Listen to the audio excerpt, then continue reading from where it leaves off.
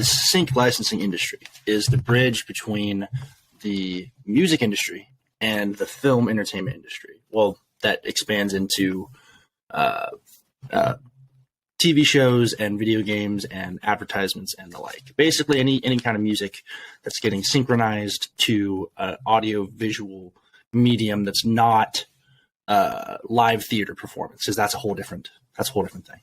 Now, when we're talking about that, the film entertainment industry is quite a bit different from the standard music industry that many independent artists may be familiar with, even the independent indie artist music industry. And in that, it's not only massively more funded, in the sense that a lot of the budgets and the revenue streams are coming in from the film industry, which is funded by major corporation advertising investments and those things. But it's also a far greater subdivided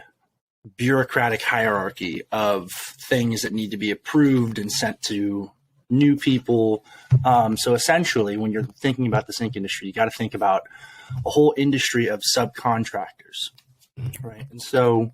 when we get your music and we send it off to a supervisor, they have to compile that music in the same way that we compile our music. They compile their own playlist of music and they send it off to the showrunner or the producer or the director, or maybe even a whole, group of people who decides together on what's going to be the final placement. So why all of that's important? Well, when you are putting together your catalog, you need to make sure that you have full, unhindered, one-stop rights to license that music and be the sole person that gets to say yes or no to a license. The reason that is, and that the way that can kind of get complicated, is that with any piece of artwork or music or a recording that is collaborated, upon the creation of that work, upon the creation of that copyright,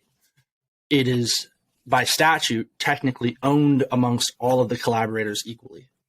And so if no one person in that collaborative group is assigned to be the guy who's going out and exploiting that copyright,